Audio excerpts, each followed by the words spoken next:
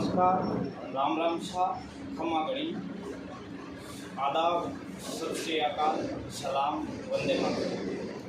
आज हमारे बीच मौजूद है जिनको बंदो पहचान रो मोहताज नहीं है, युवा वर्ग के मन में बिछड़ा आदरणीय सुरेंद्र जी तोतड़ साहब और नागौर विधानसभा क्षेत्र में या नागौर जिले का जगह युवा वर्ग है, वह तोतड़ साहब ने आजीवन अध्यक्ष किया है। देखो लोगों की आपकी भावना है, कई कारण हो सके। अब आज खुद तोतड़ साहब ने पूछा कि सुरेंद्र जी युवा वर्ग है जो थाने आजीवन अध्यक्ष कह रहे इस चीज़ के लारे राज का ये चीज़ के लारे कोई विशेष राज तो नहीं पता है। जगह हमारा साथी है, जगह के मना आजीवन अध्यक्ष है। कोई खास मार्गनेट को जादू चिराग तो है को नहीं जिको मैं क्यों कहे कोई है कि हाँ जड़ा हाजिर आ रोड रे मत बैठा हाँ लोग रे बीच में बैठा हाँ कोई याद करे जरा बिना कारण पूछे जाता रहे वहाँ जरूरत पड़े तो हाँ जड़ी मदद कर दे वहाँ ये वास्ते हो सके मैं आप भाई मान पर और अध्यक्ष कहता हूँ बने। बिल्कुल साहब, एक चुनाव वर्ष 2017-18 में हुआ जिसके मैंने मिर्जा महाविद्यालय में अध्यक्ष चुने गया तोतड़ साहब। एक पहला कारण वो है कि आजीवन अध्यक्ष की छापा पर तो काफ़ी मोहर लगी है कि सुरेंद्र तोतड़ अध्यक्ष हो सके आने वाले दिन में MP MLA या CM PM बने, लेकिन लोगों की मन की भावना है वह अध्यक्ष करते हैं कि सुरेंद्र तोतड़ मांगो अध्यक्ष है। सर एक तो अपनापन है कि भाई अपना एक है सुरेंद्र तोतड़ कोई भी छात्र हो या कोई भी हमको मुद्दों हो जगह मैं छात्र नेता या कोई दूसरा नेता हाथ डालन डरे बट बेझिझक तरीके में सुरेंद्र तोतड़ पूछ जाए सत्य को कई कारण है आप लीडर गणा हाँ या फिर सर नागौर की आदत है किसी पंचायत में हाथ को डालने का पटेल जी आप बात बिल्कुल तो ठीक की नहीं हो। एक तो जाट को खून है जब बड़ी पंचायत ही लवण में कोई बिल्कुल झिझक करा को नहीं और दूजा वीर तेजा जी भगत हाँ तेजा जी आड़ा लकड़ महमैन घड़ा देखने वास मिल जाए क्या कोई बड़ी पंचायत ही और गुजर के घर की लड़ाई आप घर में गालू बिल्कुल परहेज कौन करा ये वास्ते तेजा जी भगत होने के नाते जो भी कोई मुद्दों जो भी कोई समस्या हमारी नज़र में आवे या कोई हमारा भाई छोटा भाई बड़ा भाई मन आर बतावे कि भाई आ समस्या है, चाहे कॉलेज की वो क्षेत्र की वो समाज की वो या कोई और विषय पर वो मैं जड़ो हूँ हाजिर हो जाऊँ बटे। अब बाद में जीत हुए हार हुए मैं हार जीत की फिक्र करा वो नहीं, लड़ाई ने बड़ी माना और संघर्ष करने की कोशिश करा और भोलेनाथ के दया वीर तेजा जी के आशीर्वाद हूँ लगभग लड़ाई या लगभग जगह अपना जुझारू का परिणाम है मैं लगभग सार्थक ही गया।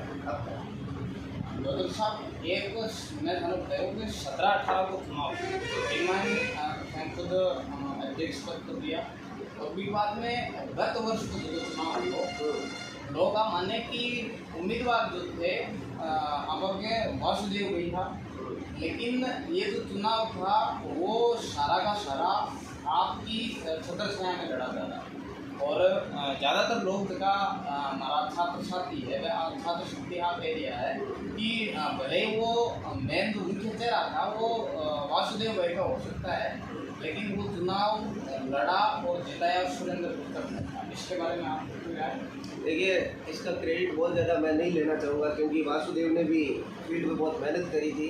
कॉलेज के बच्चों में उसने वाकई में बहुत मेहनत करी थी जिसका परिणाम स्वरूप कॉलेज का छात्र संघ अध्यक्ष चुना गया।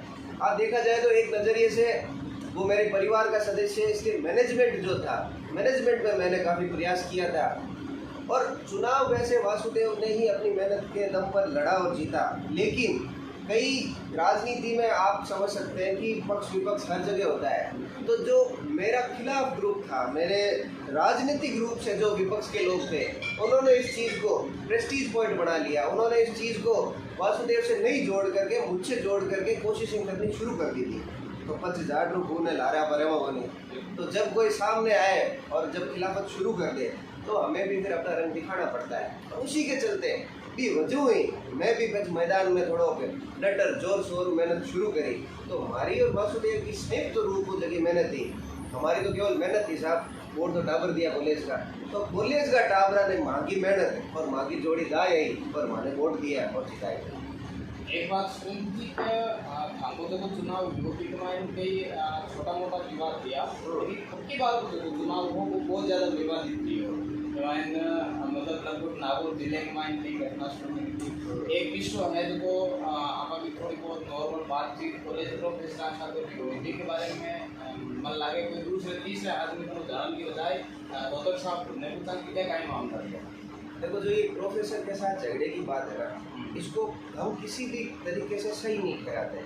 मैं खुद आज खुले तौर पर इसकी निंदा करता हूँ कि चाहे विवाद किसी भी तरह का रहा हो, देखिए एक सिक्के के दो पहलू होते हैं। तो वासुदेव की तरफ से या मेरी तरफ से भी हो सकता है इस लड़ाई को जायज़ ठहराने के कई कारण होंगे, हो सकता है मैं भी आपको एक दो कारण बताऊँ, पर फिर भी अगर एक दूर से देखा जाए तो इस लड़ाई को हम किसी भी तरह से जायज़ नहीं ठहराते हैं। ये जो भी था गलत था, इसके लिए वासुदेव को भी और मुझे दोनों को अच्छा महसूस नहीं हुआ। बाकी झगड़े के कई कारण थे, क्योंकि आजकल देखिए एक कारण मैं बता सकता हूँ, इसका मुख्य कारण कि कॉलेज का कोई भी जगह शिक्षक है वह शिक्षक कम और नेता ज़्यादा बढ़ गया। तो मुद्दा मेन कारण एक लड़ाई का ये रहा था कि मैं पढ़ाई पर तो देवे ध्यान कम और नेतागिरी पर देवे ज़्यादा ध्यान। तो फिर मैंने भी एक समय पर कुछ शिक्षकों को कहा कि या तो फिर आप नौकरी छोड़ दो और नेतागिरी में आ जाओ, अगर लड़ दो कटो चुनाव तो थाके मांगे दो ना, मन की है जगह निकल जाए। फिर भी जिस गरिमा पर जिस पद पर वो बैठे उस पद का सम्मान करते हुए हमें ये झगड़ा नहीं करना चाहिए। बिल्कुल इसमें देखो दौलत साहब मोहम्मद अजमल ठीक रहा देखा प्रोफेसर है मैं भी एक पद पर है सेवा मान है तो हम पूरा सोचनी चाहिए कि भाई हमारा राजनीतिक मान तक जमा पूरा है बिल्कुल आदो पगन रखा दो नावा की सवाल के साथ होने को बस एक दूसरे मुद्दे डॉक्टर साहब बोल रही हो कि आपको जो विपक्षी फिल्मों है वो दावो करे हाल फिलहाल में वो दावो है कि वासुदेव भाई अब उनके कॉलेज का अध्यक्ष नहीं है। तो सर लगभग मेरी तरह हर छात्र के मन में ये सवाल है कि मैं वोट दे जिताए तो वासुदेव ने और अपने जगह शामली पार्टी का लोग है बात है वो अध्यक्ष वोटा की बची है एक बारे में देखो देखा जाए तो पूर्व में मैंने ऐसा कई बार खुले मन से कहा है कि कॉलेज का अध्यक्ष चुने जाने पर आपके कलम में कोई बहुत ज़्यादा ताकत नहीं आती। कॉलेज का अगर कोई अध्यक्ष चुन लिया जाता है ना तो भी ना तो कोई नाटी खुदाई का काम मिला है ना सीसी रोड का टेंडर मिला है। कॉलेज के अध्यक्ष के पास केवल जोर है जनता का, कॉलेज के छात्रों का। तो जो कॉलेज के बच्चों का उस लड़के को अध्यक्ष बनाने का जो उद्देश्य था वो वासुदेव ने पूरा करके दिखाया है। कॉलेज के बच्चों को जब कहीं ज़रूरत होती है तो वो वहाँ हाजिर मिलता है। आज ही चुनाव के बाद भी, चुनाव से पहले तो सारे बच्चे हाजिर मिलते हैं। मेरा आपके साथ बात करने का प्रमुख कारण यही है बड़े भाई, मैं इस बात को समझता हूँ जहाँ तक मुझे समझ में आती है कि मैं कॉलेज चुनाव के बाद भी बच्चों के बीच खड़ा था। कॉलेज चुनाव से पहले तो सारे बच्चे खड़े रहते हैं जो चुनाव लड़ते हैं, हारते हैं, जीतते हैं, पर हार जीत होने के बाद में बच्चे गायब हो जाते हैं। सौरा के तो कोई लेर भाग जी है कि कोई कटी 2 रुपया टुकड़ो नाक दे तो बढ़ जाता रहे। मैं वहाँ नहीं गया, मैं टाबरा के पीछे हाजिर रहा और वासु को भी मैंने यही सीख और सलाह दी कि भाई तो चुनाव जीते चाहे हारे, एक और साल जब तेरा कार्यकाल होगा तब तू बच्चों के बीच खड़ा मिलेगा। तो बच्चों का जो वोट था वो खराब नहीं हुआ, पहली बात। तो दूसरा, अगर तकनीकी रूप से देखा जाए तो वासुदेव कॉलेज का प्रेसिडेंट नहीं रह पाया क्योंकि उसका एडमिशन नहीं हुआ। वो भी एक राजनीति का शिकार हो गया। कुछ लोगों ने राजनीति के चलते सीटें भरवा दी जिससे परसेंटेज के चलते उसका एडमिशन नहीं हो पाया। फिर भी वो धनिया को नागौर है और तेजाजी महाराज को आशीर्वाद है और जकी झंडा ने मैं पकड़ मजबूती हूँ बैठा कि झंडा की बदौलत ही मैं लोग वासुदेव के प्रेसिडेंट नहीं होते हो कि हमने कॉलेज में एक दूसरा 2 कार्यक्रम होते हैं। वासुदेव के अध्यक्ष नहीं होने के बावजूद भी हमने बहुत ज़ोर शोर से और है ना बिल्कुल मजा हो 1-2 कार्यक्रम कराया। एक सांस्कृतिक कार्यक्रम कराया जगह में अपना क्यों सर का विधायक जी आया और एक पहलो का छात्र संघ कार्यालय उद्घाटन कराया भी मैंने अपना नागौर का सांसद साहब आया। तो जको अध्यक्ष नहीं रहते हुए भी वासुदेव को काम कर को जो अध्यक्ष रेर लाला पीछे 2-3 हार गया तो वीडियो को नहीं और मैं अध्यक्ष नहीं होते हुए भी वो काम करेगा टाबरा के लिए भी और कागजा में। अन्य कार्यक्रमों डॉक्टर साहब आप बात है कि नागौर मिर्जा महाविद्यालय में लाखों कार्यक्रम किया, हजारों प्रोग्राम किया है, लेकिन 3 प्रोग्राम जगह हमारी नजर में है और लगभग नागौर जिले को छात्र वर्ग जो मिर्जा महाविद्यालय में आएगा है वो चीज़ में जाना है। एक 2017-18 में छात्र संघ कार्यालय को उद्घाटन और दूसरा ये 2 प्रोग्राम हमारे जगह हैं बताओ प्रोग्राम डॉक्टर साहब ज़्यादातर आ रिया करे कि नागौर मृदा महाविद्यालय में कोई भी छात्र संघ अध्यक्ष में कोई को नाम तो लड़ तो हजारों अध्यक्ष हुआ होगा, शायद मैं वहाँ लोगों जानूँ भी कोई व्यक्तिगत, लेकिन वहाँ अध्यक्षों की आ रहे हैं या तो वे भाजपा की पूंछ पकड़ ले या कांग्रेस की पूंछ पकड़ ले, कायदे भी है क्योंकि दोनों राष्ट्रीय पार्टियां हैं और वे भी हमारे भविष्य का राष्ट्र है, जबकि है पांच झगड़ाओं उलट चाल आपकी जो लोग मुझे अभी यहाँ पर देख पा रहे हैं बता देता हूँ। सुरेंद्र धोतड़ वो एकमात्र अध्यक्ष था जिसने इन दोनों पार्टियों को नकारते हुए लताड़ते हुए एक संघर्ष का हाथ थामा। सर आपका ये मामला है कि है कोई बड़ी पार्टी छोड़ हनुमान जी बेनीवाल की पार्टी में लगती है, आपकी कहीं पार्टी भी बनी है, नेता जी बुलाया ये मामले में कह रहा है। मुरली जी बहुत धन्यवाद मैं ज्ञापित करूंगा आपका इस सवाल के लिए। बड़ा अच्छा लगा कि मुझे ये बात आप लोगों के आपके इस मंच से मुझे सब लोगों के बीच पहुंचाने और बताने का मौका मिल रहा है। देखो ये बड़ी महत्वपूर्ण घटना थी। जब मैं कॉलेज का छात्र संघ अध्यक्ष चुना गया था 2017 के अंदर, सितंबर 4 सितंबर 2017 की घटना है जब मैं अध्यक्ष बने कॉलेज को, तो मेरे मन में ऐसा ही था कि कॉलेज का अध्यक्ष चुने जाने के 1 महीने के भीतर मुझे कुछ बच्चों के लिए कर दिखाना है, कुछ ऐसा बड़ा काम करके दिखाना है जिससे बच्चों को लगे कि उनका वोट जाया नहीं गया, उनका वोट खराब नहीं हुआ, ये जो छोरा हमने चुना है ये हमारी मदद कर सकता है। तो उसी प्रक्रिया के चलते कॉलेज के पीछे अतिक्रमण था। तत्कालीन विधायक थे, नाम लेने की जरूरत नहीं, तत्कालीन विधायक की मिली भगत से कॉलेज का एक बड़ा हिस्सा करीब 16 से 17 बीघा, आप समझ सकते हैं कॉलेज बड़ी मौकी की लोकेशन पर है, तो वहाँ का एक 16-17 बीघा का एक जमीन का टुकड़ा जो किसी एक धार्मिक स्थल की आड़ में, हम किसी धर्म की उपेक्षा या यहाँ पर धर्म की खिलाफत नहीं करते, फिर भी एक धर्म की आड़ के अंदर 16-17 बीघा जमीन का कब्जा कर लिया गया। बड़ी टीस थी मन के अंदर। तो मैंने एक NSUA से चुनाव लड़ा था, पर मैंने NSUA ABVP निर्दलीय या जो भी बच्चे चुनाव लड़ने के इच्छुक थे या जो भी बच्चे मुझसे प्रेम रखते थे सबको एकत्रित किया। अरे मैं क्यों रे भैया, कॉलेज की जमीन है रे लोग खाजी, तो क्यों काई कर दो, मैं क्यों हालोर पाड़ देगा। हमने पहले कागज दिए इसके लिए, कलेक्टर को दिए, SDM को लिखा, जहाँ हम लिख सकते थे हमने सब जगह लिखा, पर जब कोई नतीजों नहीं निकले जरा मैं लोग आई तय करी कि चलो खुद ही पाड़ फेंका, वही जगह देखी जाए। कॉलेज भी इसमें हमारे साथ थी। कॉलेज के महिला कॉलेज और मिर्दा जो कॉलेज है जिसका मैं अध्यक्ष बना था और माड़ी में जो बराबर में, दोनों कॉलेजों के 1000 से ज़्यादा लड़के और लड़कियां हम उस मौका स्थल पर पहुंचे। जैसी भी बुलाई मैं लोग और जैसी भी आड़ा डर भागो, तो फिर हमने हाथों से उस जो कब्जा था, जो अतिक्रमण था, उसको हटाने की कोशिश करी। तत्कालीन SP वहाँ पर खुद मौके पर पहुंचे। नागौर के अंदर पहली बार इंटरनेट बंद कर दिया गया, धारा 144 लगा दी गई, कर्फ्यू के हालात हो गए नागौर के अंदर। क्यों? क्योंकि उस समय सत्ता में कुछ लोग ऐसे बैठे थे जो इस माहौल को धार्मिक रंग देना चाह रहे थे। डीडवाड़ा के एक विधायक थे उस समय जो मंत्री हुआ करते थे सरकार में, PWD के अंदर मिनिस्ट्री थी उनके पास, तो बड़े नेता थे, वो काबीना मंत्री थे कैबिनेट में। तो बे काई करियो बे इस कलेक्टर माते SP में दबाव बढ़ाए और का छोरा ने पकड़ लो और आपा इन्हें राजनीतिक और धार्मिक रंग दे देवा। तो फिर हमको करीब 8-10 छोरियाँ और 20-25 लड़कों को पकड़ लिया गया, वहाँ से पुलिस गिरफ्तार कर लियो। अब पुलिस माने पकड़ लेगी, 1000 टाबर बट हाथ छोरा छोरिया लाठीचार्ज हुआ, छोरियों के साथ लड़कियों के साथ पुलिस ने लाठीचार्ज किया, जो कि बड़ा निंदनीय है। फिर हम लोग थाने में थे। अब जो आप सवाल पूछ रहे हैं उस पर मैं आता हूँ कि बेनीवाल जी को ज्वाइन करने का मुख्य कारण क्या था। यह मुख्य कारण आता साहब, तब तक मैं बेनीवाल जी से बहुत ज़्यादा जुड़ाव नहीं रखता था क्योंकि मैं जयपुर पढ़ता था और नागौर पहुँचा ही था। रात के 2 बजे नागौर में एक बंदा हमसे मिलने आता है, तो जो कि तत्कालीन खींवसर के विधायक थे, नाम था हनुमान जी बेनीवाल। रात का 2 बजे टावरा की हालचाल पूछने आया थाना मायने और पूछा कि बच्चों तुम कैसे हो, तुमको कोई ज़रूरत है तो बताओ, मैं तुम्हारे साथ हूँ। साहब एक बात हमारा कालजा में रहेगी कि बेनीवाल जी ज़रूरत के समय रात की 2 बजे अगर थाना में आ सके तो यही व्यक्ति है जो इस देश को, इस राज्य को बदल सकता है, इसकी मदद कर सकता है। वो दिन है, आज को दिन है, माँ बहन के लारे होगा और मैं आज भी माँ को हाथ और माँ की आंगली छोड़ी का।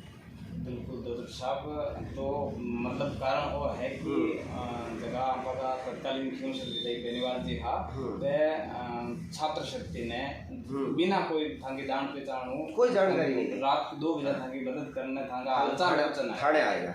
तो साहब नागौर में यहाँ पर लगभग 8-9 विधानसभा क्षेत्र है। 10 विधानसभा क्षेत्र है। तो 10 विधानसभा में और भी एमएलए हाँ खूब एमएलए थे ना। और कोई यहाँ पूछ भी कौन करी, कोई जानना भी कौन चाहिए कि भाई यहाँ पर हाँ भी टाइम पक्ष का भी हाँ विपक्ष का भी हाँ, लेकिन थाकी मांग की बिल्कुल जायज मांग करे हाँ, मैं भी बात कर दिया हूँ। लेकिन भी मेरी दोदर साहब एक बात जाननी चाहूँ कि करियर की शुरुआत में जब हैं स्कूल टाइम में स्टूडेंट गया तो कभी आप सोची कि मन राजनीति मानो है या फिर आप शुरुआत में कोई प्लान हो राजनीति में एक बार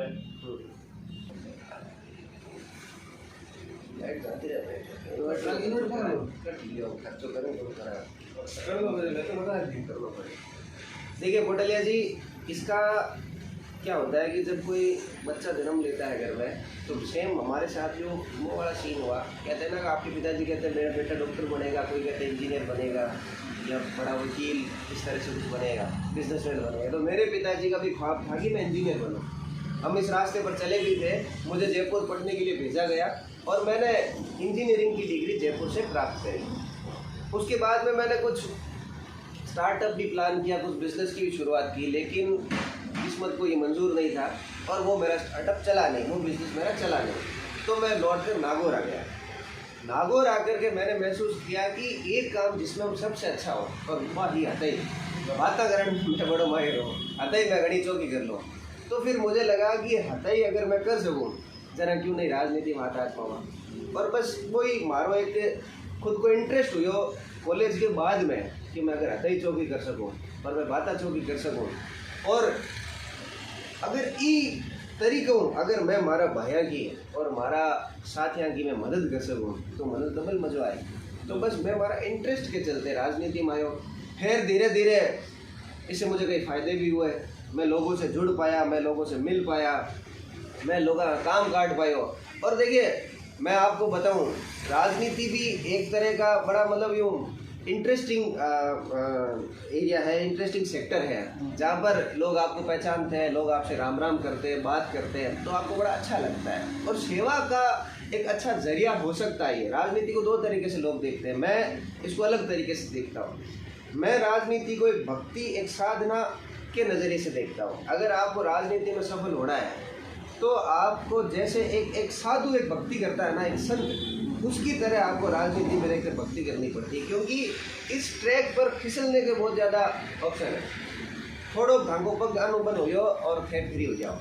तो इसमें बिल्कुल भक्ति भाव से आपको राजनीति में जिंदा रहने के लिए ये ज़रूरी है। और मैं फिलहाल तो उस ट्रैक पर चल रहा हूँ, आगे भोलेनाथ की मर्जी। बिल्कुल दोस्तों साहब, भगवान करे कि ध्यान डाल रहे हो भी मैंने और लेकिन डॉक्टर साहब बात है कि आप तो हम अतीत की बात हुई कि शुरुआत किया है। अब सवाल तो है कि आगे का ही विचार है राजनीति में तो अभी आगे गति ले जाना चाहूँ। देखिए मैं बिल्कुल बिना डिप्लोमेटिक आंसर दिए आपको एक स्पष्ट आंसर दूंगा कि राजनीति की ही दुकानदारी में मुझे जिंदा रहना है। आपने भाषा में नहीं मैं बात करूं तो अंतिम लक्ष्य हर पॉलिटिशियन का विधानसभा और लोकसभा होता है। मेरा भी लक्ष्य वही है, विधानसभा चुनाव या लोकसभा चुनाव। पर ज़रूरी नहीं कि आप सारे पासे आप एक ही बार में चला लें, इसलिए लक्ष्य मेरा वही रहेगा। बाकी समय तय करेगा, परिस्थितियाँ तय करेगी, समीकरण तय करेंगे कि मेरा मुकाम कहाँ, मेरी मुकद्दर मुझे कहाँ लेके जाता है। और लक्ष्य जो है मेरा आपके सामने सोच सकते लक्ष्य बिल्कुल क्या हर राजनेता का ये टारगेट होता है कि भाई मैं अपने खुद को बताकर जनता की सेवा करूँ। डॉक्टर साहब वो पिछली बार जब ये लोकसभा चुनाव हुए थे 18 में, तब हमारे आदरणीय नेताजी बेनीवाल ने पार्टी बनाई थी राष्ट्रीय लोकतांत्रिक पार्टी के नाम से, और 56 से 58 सीटों पर ऑल ओवर राजस्थान चुनाव लड़ा। और शायद परिणाम ये रहा कि 3 प्रत्याशी जो स्वयं की सीट से 3 दल जीत गए। अब की बार जब हनुमान जी सांसद बने थे तो एक बंदा वापस क्यों चुनाव में ये चाह रहा था, मैं ज़्यादा नहीं जानता। युवा शक्ति से मेरा जो मेल जोल है वो ये बता रहा था कि हर एक युवा वर्ग मांग कर रहा था साहब मांग को बेनीवाल जी 2-4 जना पीढ़िया बिहार के कोई ने भी प्रत्याशी बनाओ, कोई ने भी उम्मीदवार बनाओ, भी पहले मेलों का तवान कि सुरेंद्र दोतर क्यों सर विधानसभा चुनाव करें। तो वो बी टाइम परिस्थिती काय रही काय नहीं हो बा अंदरूनी बात है तो अपन चर्चा भी जायज़ को नहीं। लेकिन अगर सुरेंद्र दोतड़ विधानसभा चुनाव लड़ना चाहे तो किसी सीट में? देखिए, मेरा निवास अभी नागौर के अंदर है। मैं नागौर विधानसभा के अंदर एक अपने धर्म के अनुसार जो बच्चे का जन्म होता है बच्चे के ननियाल में होता है, तो मेरा जन्म जो है मेरे ननियाल में हुआ। उसके अलावा मेरा पूरा जीवन नागौर के अंदर गुजरा। यही नागौर शहर में ही हमारा परिवार निवास करता है। मेरे पिताजी यही नौकरी करते हैं। तो मैं नन्ना छोटा बालक से लेकर के अभी जो आपके सामने हुआ, मेरी कॉलेज की पढ़ाई को छोड़ दिया जाए तो उसके अलावा मैं सारा समय मैंने नागौर में बिताया। मेरे सारे दस्तावेज भी अगर देखे जाए तो वो सब यहीं के हैं। तो मेरी जो जन्मभूमि छोड़ दिया जाए, कर्म भूमि मेरी नागौर है। नागौर विधानसभा का मैं निवासी हूँ और मैं यहीं लगातार प्रयास कर रहा हूँ। पर इसका मतलब ये नहीं है कि मैं जो दूसरे लोग हैं जो मेरे निकट क्यूसर, जायल, मेड़ता, जो 4-5 इलाके अपने नागौर से जुड़ते हुए इलाके हैं, ऐसा नहीं है कि मैं उनसे मिलता नहीं, उनसे बात नहीं करता या उनकी मदद नहीं करता। लेकिन मेरी जो कर्म भूमि है वो नागौर है। तो ये मान लिया जाए कि सुरेंद्र दोतड़ भावी विधायक नागौर विधानसभा से। देखिए, ये तो भविष्य के गर्भ में छिपा है ना। लेकिन दोदड़ साहब, मैं और मेरे अलावा जो भी लोग आपको फॉलो करते हैं, आपको जानते हैं, कोई शो भी आपका नागौर जिले को कोई भी मुद्दों या एक फैक्ट्री, सीमेंट फैक्ट्री में मजदूरों की कोई बात अन्याय हुआ हो तो सुरेंद्र दोतड़ आपकी राजनीतिक कैरियर में घटे घटे भी अत्याचार हुआ बट पहुँचा एक कॉन्ट्रोवर्सी खड़ी हो जाए आपके बारे में कहीं करेंगे? ये कंट्रोवर्सी का तो मुझे ज़्यादा जानकारी नहीं है, क्योंकि हो सकता है ये जो हमारा किसी भी मुद्दे के ऊपर जो हमारी बातचीत करने का तरीका है वो शायद थोड़ा सख्त लहजे में होता होगा। इस वजह से हो सकता है किसी प्रकार की कंट्रोवर्सी हो जाती है। बाकी आपने जैसे ये फैक्ट्री की बात करी है, देखा जाए तो मेरे मन में यही टीस रहती है हर बार कि अभी राजनीतिक रूप से हम शुरुआती पायदान पर हैं। इसलिए जो ये नागौर के लोगों को उनका खुद का अधिकार नहीं मिल पा रहा है, नागौर के लोगों को उनका खुद का जो हक है वो नहीं मिल पा रहा है। वहाँ कहीं ना कहीं मुझे भी यूँ लगता है कि अगर यार हम बड़े पदों पर होते या हमारे पास राजनीतिक रूप से थोड़ा और ज़्यादा पावर होता तो हम ऐसे मुद्दों को बड़ी सरलता से पार लगा देते। आपने जैसे फैक्ट्री की बात छेड़ी, बड़ी अच्छी बात छेड़ी कि आप समझो कि ज़मीन आपनी जेट में बाटो काटे, खेत आपना जेट में फैक्ट्री लगाए ली। अब बेटू सीमेंट भर भर थैलिया में, कट्टा में, बोरिया में घाल घाल बारे बेचे और धुओं किया आपा नौकरी करे बारे का लोग, पैसों कमाओ बारे का लोग और झंझट उठाओ आपा। ये जायज़ बात नहीं है। और इसका एक कारण है, पता है, जनता बेचारी क्या करे इसमें, जनता के हाथ में नहीं। क्योंकि जिन जनप्रतिनिधियों को हम चुन के हमारा प्रतिनिधि बना करके विधानसभा, लोकसभा छोड़ो, आप सरपंच, प्रधान, प्रमुख बनाओ ना, पार्षद बनाओ ना, चेयरमैन बनाओ ना, वो लोग हमारे ही भावनाओं का सौदा कर लेते हैं। जिसके पास जितनी ताकत, कंपनियां उनको उनकी औकात के हिसाब से खरीद लेती है।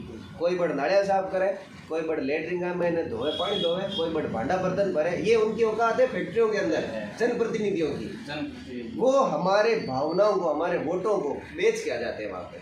तो ये बड़ी टीस होती है कि जनता हमको चुन के भेज देती है और हम हमारी भावनाओं का सौदा वहाँ कंपनियों में जाके कर लेते हैं। इसी का कारण है कि आज अंबुजा फैक्ट्री के अंदर हजारों रोजगार है, पर बड़े अचंभे की बात है कि नागौर के लोग वहाँ 100 भी नहीं है, यानी 10% से भी कम नागौर के लोगों को वहाँ रोजगार दिया। और वो 10% कौन से हैं? जो उन्हीं नेताओं के चमचे हैं, वो 10% है। नागौर के लोगों को वहाँ कोई रोजगार नहीं मिल रहा है, कोई अधिकार नहीं है, वहाँ उनको काम नहीं करने दिया जाता, उनको परेशान किया जा रहा है। तो आप समझो कि अगर अपना लोग जगह ही फैक्ट्री को धुआं पिए, अपना खेत 20-20 किलोमीटर का खेता मायने खेती होनी बंद हो जाए कुछ साल बाद हुआ, आप बट खेती कौन कर पावा, आप बट प्रदूषण परेशान हो रहा है और वहाँ हमको रोजगार नहीं मिल रहा, हमारी ज़मीन अधिग्रहण कर ली गई। तो ये बड़े दुख की बात है। और ये आपके इस प्लेटफॉर्म से मैं इस बात को रखने की कोशिश कर रहा हूँ, तो मुझे बड़ा खुशी अनुभव हो रही है कि जो भी भाई इस वीडियो को देखें वो इस बात को ज़रा सोचें और अपने जनप्रतिनिधियों से ये सवाल पूछें कि साहब मैं थाने चुनर भेजा, चाहे वो एक वार्ड पंच हो, सरपंच हो, पंचायत समिति सदस्य हो, पार्षद हो, चेयरमैन हो, प्रमुख हो, MLA हो, MP हो, कोई भी आप उनसे सवाल पूछें कि साहब मैं थाने चूड़र भेजा तो थे माँ के लिए कहीं करियो कि फैक्ट्री में जटे थाको सिक्को चाले जटे थाकी बात चले थे खुद तो बड़ ठेका ले बैठा हो थे खुद बड़े नागौर की जनता ने मैं कहूँ के सवाल पूछे कि भाई थे आटे ठेकेदारी कर लिया और थे मेरे पास भी कंपनी से कई ऑफर आए जब मैं बच्चों की बात लेकर जाता था मेरे पास भी कंपनी ऑफर करती थी कहती थी सुरेंद्र ये कॉलोनी का निर्माण तू करवा दे ये दीवार 4 दीवार यहाँ करवा दे तो ये खनन करवा दे हमारे लिए। मैं कहता था सुरेंद्र दोतड़ को भी रात में जलम होनी जो को चारा नाटे अंजाम दिख जाए। आप तो बात रोजगार की करो आप तो बात डेवलपमेंट की करो छोटे भाइयों को रोजगार देना है तो आप वो बताओ अटे ठेकेदारियाँ मान मत समझाओ। ठेकेदारी की बात आएगी तो भोलेनाथ को टेम रहे हो तो थाने में ठेकेदारी सिखाया देगा ये बात कहकर मैं वहाँ से आता हूँ। तो डॉक्टर साहब एक हमको थोड़ा निजी सवाल है तो आज तक लाला 3-4 अध्यक्ष जगह है बल्कि तरीका दिया है कि मीडिया कॉलेज में अध्यक्ष करो और जो आपको कुआरापन है वो टाल दो तो इस चीज़ ने कदे जायज मानो और भाई वासुदेव बांधा क्योंकि तो विपद बहुत आगे निकल चुके हो अपार वर्तमान में वासुदेव बांधा की कुछ है तो मैं भी बन राय देनी चाहूँ कि भाई वासुदेव बुजुर्ग काम पर अध्यक्ष हुआ है वे आपको घर बांध दी हो और कोई अध्यक्ष भी कहते प्रशांत वासुदेव ने भी घर आज बांध रहा है कॉलेज में कौन बांधा कॉलेज घर बांधने कौन आयो है वासुदेव कॉलेज सेवा करण आयो है फिलहाल वो भी भारत पास बहुत बढ़िया तरीकों चाल रही है और मारी वासुदेव ने शुरुआती समय में आई राय ही जो कि आपने बताया होगा छोरा आवे कॉलेज में चुनाव जीते और ब्याह गलत भाग जाए तो मेरा वैसे किसी से कोई निजी दुश्मनी नहीं पर फिर भी मैंने वासुदेव को यही राय दी है कि आप उस परिपाटी पे मत चलना क्योंकि जैसा मैंने आपको पूर्व में बताया कि राजनीति बड़ी तीखी धार है इधर उधर भटकने के लिए बहुत मौके यहाँ पे तो आपको लंगोट का पक्का होना पड़ेगा राजनीति के अंदर। अगर आप यहाँ से भटक जाओगे तो राजनीति में 1 मिनट लगेगी आपको भटक गए तो वास्तव में हाँ और ये इतिहास दोहराता है क्योंकि मैंने जितने भी राजनेता देखे हैं 2 ही वजहों से पिछड़ते हैं या तो वो लंगोट का कच्चा है कोई वीडियो आ जाओ बेगा कोई बेगा कटी बेगा बलात्कार में पजोड़ ला दे और या फिर वो घोटाले कर देते हैं तो या तो घोटाला में बचे नेतागिरी या फिर लंगोट काची हो जाना पड़े। तो मैंने वासुदेव को यही सिखाया है कि आप इस चीज़ में मजबूत रहना मजबूत रहो तो ही मैं आपके साथ हूँ और मैं आपकी मदद करूँगा। वासुदेव ने निश्चित ही इस भूमिका को बहुत अच्छे से निभाया है और वो अब तक बिल्कुल कायम है और उम्मीद करता हूँ आगे भी इसी रास्ते पर चलेगा। देखो डॉक्टर साहब हाकी मामले में राय हो सके कि और की हुए लेकिन ये चीज़ ने मैं गलत मानूँ क्यों नहीं कि यहाँ हुआ है कि आप अगर जाट समाज के तौर पर ले लो कि छोरा की सगई उम्मीदवारी हो जाए ना या तो वो सरकारी नौकरी करूँ अब सरकारी नौकरी जगह अध्यक्ष है बांगन सरकारी नौकरी है माने मुश्किल छात्र शक्तियों कोई शाम दाम दिन बेजियाँ कर भी वहाँ कुर्सी मिली है वहाँ को पहलो काम हो गया करे कि भाई यहाँ पर सरकारी नौकरी तो कौन कर सके लेकिन अगर ये कुर्सी वहाँ को घर बन दे तो गलत बात है। देखो भाई पूर्णतः गलत बात है। आप या तो चुनाव लड़ो ना तो आप अपना मुद्दा रखो या तो पहले कि भैया से मन वोट दे दीजिए और मारो ब्याह बोलो या तो फिर आप ये नाम करके ऐसा मांग करके आप वोट लो और अगर भी मुद्दा पर थाने टाबर वोट देवे जना तो मैं को जोर शोर हूँ ढोल बाजार ब्याह करो और अगर आप मुद्दा ही अलग रखते हो आप मुद्दा ये रखते हो कि मैं बच्चों का सहयोग करूंगा मैं कॉलेज की बात आप कॉलेज के बच्चों की समस्या प्रिंसिपल के सामने रखूंगा या कलेक्टर को बताऊंगा या मुझे और आगे जाना पड़े जैसे हम यूनिवर्सिटी और जयपुर कई बार गए तो अगर आप बच्चों से उस मुद्दे पर वोट लेकर के फिर शादी कर लेते हो तो ये बात गलत है बोलते हैं। और रही बात नौकरी की तो मैं बताऊँ कॉलेज के जितने भी छात्र संघ अध्यक्ष चुने गए हैं पिछले 2004 में चुनाव बंद हो गए थे 10 से वापस शुरू हुए 7-8 अध्यक्ष चुन लिए गए उसके बाद में तो उसमें से कई 3-4 अध्यक्ष जिनको मैं जानता हूँ नौकरी लग चुके हैं वो बाकी भी उम्मीद करते हैं अपना रास्ता कई कुछ ना कुछ तय कर लेंगे। पर शादी की बात सिर्फ तब जायज़ है जब आप चुनाव लड़ने से पहले बच्चों को कहो कि मैं थांगा वोट ले ब्याह करूँगा टाबर 5 वोट दे दे तो चाहिए नहीं चाहिए। आपको मैनिफेस्टो में चीज़ बतानी चाहिए। हाँ बताओ भाई क्यों मैं ब्याह कर। हाँ नहीं एक बात हो रहा है डॉक्टर साहब अब हमारा कॉलेज राजनीति राज्य की राजनीति या नागौर की राजनीति की बात करें तो डॉक्टर साहब सुरेंद्र दोतर अगर राष्ट्रीय लोकतांत्रिक पार्टी के मुखिया हो मेरा सवाल सुनना कि सुरेंद्र दोतड़ रालोपा का हेड हुआ है और बाद में आप पूछूं कि ये पार्टी का हेड होने के नाते सुरेंद्र दोतड़ ने जो अभी मेरे सामने कहते हैं बंद कहीं पद पर रखूँ। देखो मैं अगर हेड हूँ तो हमारी आई पोजीशन अबार जगी है भी मैं बड़ो संतुष्ट और बड़ो राजी हूँ कि मैं एक पार्टी में कार्यकर्ता के तौर पर बिल्कुल पार्टी को झंडो ले पर और जब अबार पार्टी को प्रचार प्रसार करने की कोशिश कर रही हूँ वो बहुत बढ़िया है। और मैं अगर हमारी नज़र में ऊपर हूँ देखते हो तो मैं भी राजी भी हूँ कि जितना हमारा एफर्ट है फिर मैं पार्टी को प्रचार प्रसार करने में कसर को रखूँ। और एक पैदल सैनिक की भूमिका मैंने जब मैं बाहर खड़ा हूँ, एक बिल्कुल पैदल फौज को एक सैनिक। मैंने अभी कॉलेज के कार्यक्रम में भी जब साहब वहाँ मौजूद थे भाषण में एक बार बात कही थी और वो मुझे दोहराते हुए या मुझे उसको चरितार्थ करने में कोई दो राय नहीं है कि वो तो कलजुग है सत्युग वो तो काल जो फाड़ बताए दे तो छाती माती रालो पर एक लातो था। एक बात और है बदौर साहब क्या यदि राष्ट्रीय लोकतांत्रिक पार्टी है तो राजस्थान को थर्ड फ्रंट में और नेताजी जो को प्रयास के मान आप जैसे बताओ कि सैनिक के रूप में कार्यकर्ता के रूप में जो वो है वो कौन पड़े वहाँ पर करा। अब दोदर साहब आप सोचो कि थाने मौको मिले कि नागौर विधानसभाओं सुरेंद्र दोतड़ ने चुनाव लड़ना वो पार्टी का जगह पे आपका मैनिफेस्टो है जगह वादा है वे अलग है। सुरेंद्र दोतड़ नागौर की जनता खातर काई करना चाहे आप हमकी व्यक्तिगत सोच। सुरेंद्र दोतड़ का लक्ष्य एकदम स्पष्ट है, पानी की तरह स्पष्ट है, साफ और स्पष्ट कि नागौर का लोगों ने उनका हक और अधिकार वापस मिले। नागौर बड़ी ये थोड़ी डीप बात है।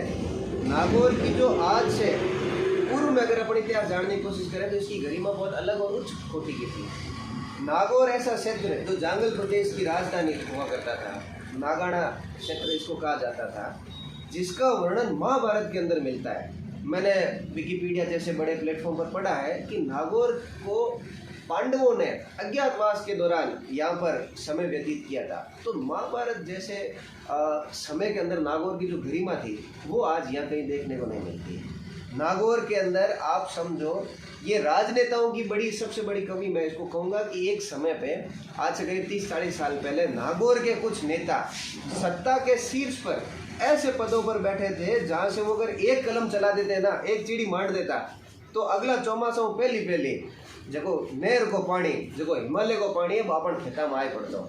नागाना जिसका नाम हुआ करता था, कहते हैं कि महाभारत के दौरान भी पांडवों ने अपना अज्ञातवास नागौर के अंदर व्यतीत किया था और अर्जुन ने अपने गुरु द्रोणाचार्य को भी नागौर जीत करके एक गुरु दक्षिणा के रूप में ये पेश किया था। तो इतना गौरवमय इतिहास इस नागौर का रहा है। लेकिन आज अगर देखा जाए तो वो नागौर हमें कहीं देखने को नहीं मिलता, इस पर कोई गौर ही नहीं कर रहा। कहीं ना कहीं मुझे इसमें यहाँ के राजनेताओं की जो नागौर के प्रति एक नकारात्मकता देखने को मिलती है। मैं आपको बताना चाहूँगा कि आज से करीब 30-40 साल पहले नागौर के अंदर कुछ नेता सत्ता के अंदर केंद्र सरकार के अंदर इतने शीर्ष पदों पर बैठे थे कि अगर वो एक कलम चला दे पटेल जी अगर एक चीड़ी मांड दे उतान में तो इस याड़ों पहली नहर को हिमालय को पानी नागौरा खेता में आए पड़ता। ये उन्होंने हमको जागरूक होने ही नहीं दिया। आप समझो कि आज पानी आप जैसलमेर बाड़मेर के घरों के इलाकों में वहाँ चला जा रहा नहर का पानी। जो बीकानेर और गंगानगर के लोग हैं ना, बीकानेर और गंगानगर का टाबर बटे भी पूरी धोरा धरती कुछ नहीं था वहाँ पे। आज से 20-30 साल पहले 40 साल पहले धोरा धरती थी। आज बटा का टाबर ऊंची ऊंची पेंटा फेर परार उल्टा मत फिरे बेगा टाबर आज विदेश में जाए परार पढ़ाई करे। कारण क्या है कि वहाँ पर पानी आ गया, खेती को पानी मिला, अच्छी से अच्छी खेती हुई और वहाँ का किसान संपन्न हो गया। मैं गलत नहीं कहता कि अगर उनके बच्चे विदेश पढ़ने जाते हैं गलत क्या है, अच्छा है। हमारे बच्चे भी विदेश पढ़ने जाए भाई, हम बस उस बात से दुखी है। हम पानी अगर हमारे खेतों में आ जाता तो आज हम भी विदेश पढ़ने जा रहे होते हैं। आप और हम आज भी अच्छी गाड़ियों में घूम रहे होते हैं, आज हम संपन्न होते, आज वो नहीं। तो मैं चाहता हूँ अगर मुझे मौका मिला तो नागौर का खोया हुआ गौरव वापस लौटे। यहाँ के लोगों का जो हक है, यहाँ के लोगों का जो अधिकार है वो उन्हें मिले। फैक्ट्रियाँ आती है, आपने जिक्र किया मुंडवा के अंदर फैक्ट्री खुल गई, लोगों ने हमको बेच दिया। हमारी जनता को क्या मिला? धुआं, प्रदूषण और बेरोजगारी, कुछ नहीं मिला इसके अलावा। तो नागौर के लोगों का जो वास्तविक हक है वो नागौर को मिले, ऐसा विचार है। बिल्कुल डॉक्टर साहब, नागौर की मेन चीज़ है कि क्या सी जनता है कि पानी मिलना चाहिए, खेत को पानी, खेती वास्ते पानी मिलना चाहिए, किसान समृद्ध हो। डॉक्टर साहब एक सुरेंद्र जी बोलते हैं, आपको बात हुई कि आप MLA बन जाओ।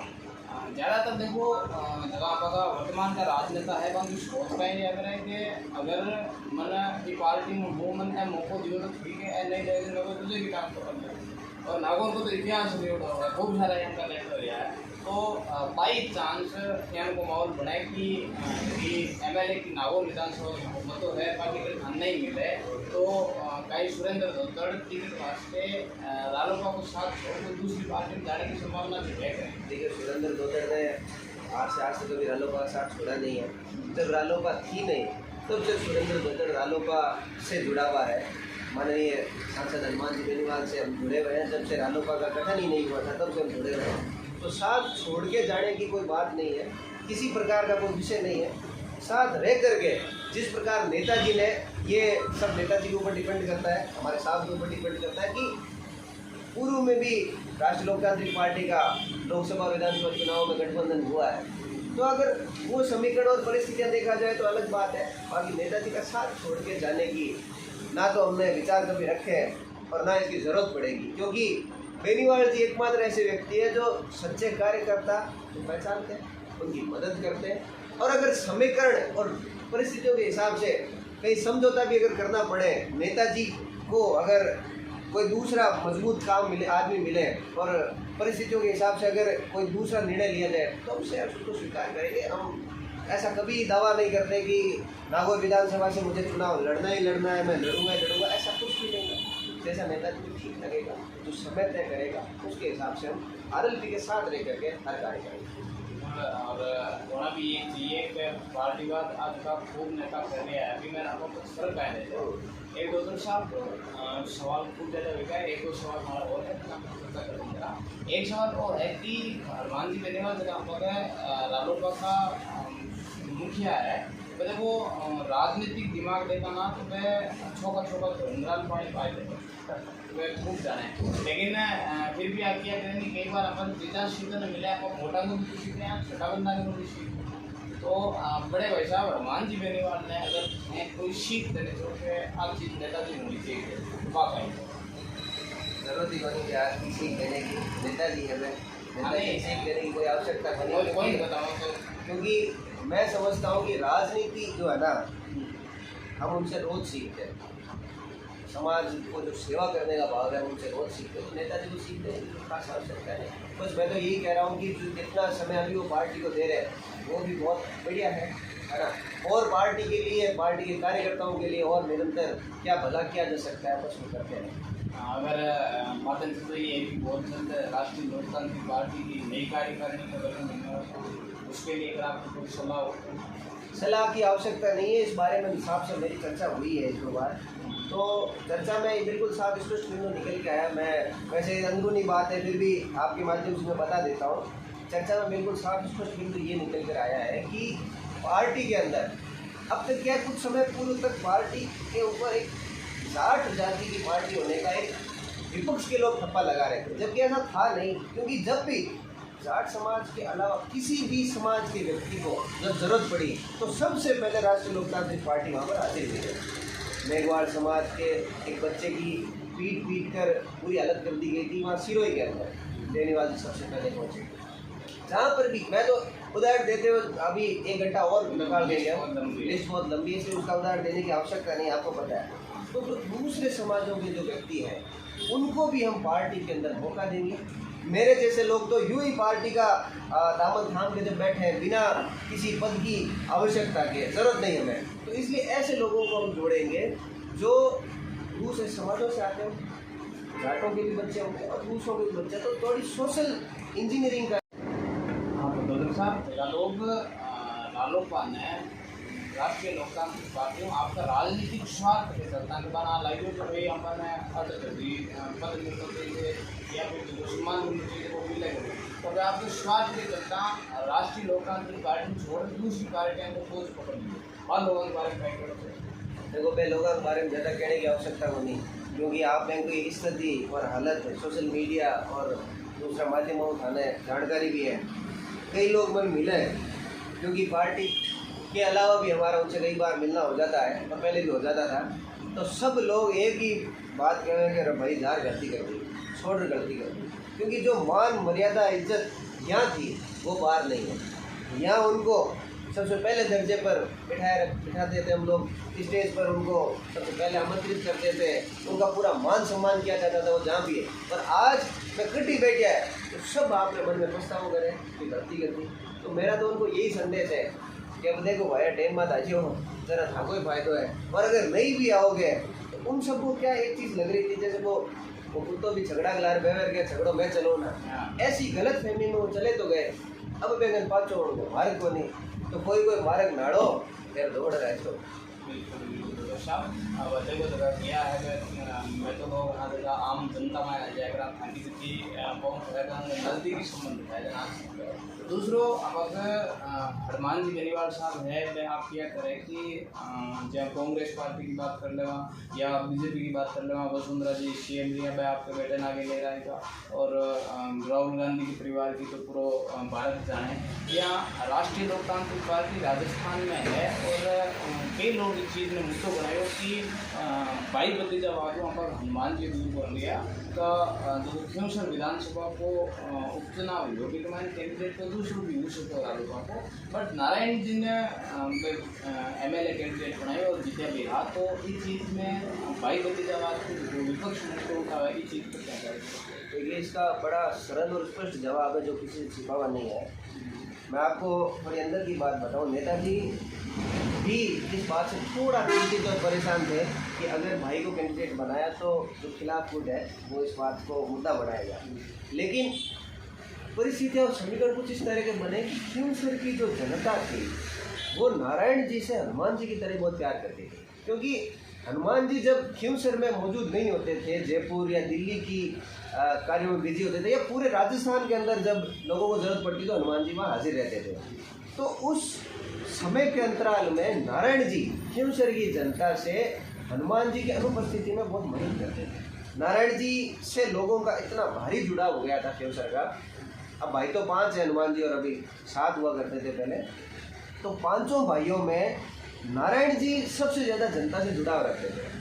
तो समीकरण और माहौल और परिस्थिति ऐसी बन गई थी कि खियोसर की जनता, मुझे वो आज भी ठीक से याद है कि खियोसर के करीब 1000 से ज़्यादा जनप्रतिनिधि, जनता नहीं, जनप्रतिनिधि, सरपंच, पंच, प्रमुख, प्रधान, वार्ड पंचों लेर जितने जनप्रतिनिधि जीतड़ा हरिड़ा है, सब लोग साहब के घर आए और घर आकर के कहा कि हम चाहते हैं आप नारायण जी को चुनाव कराओ।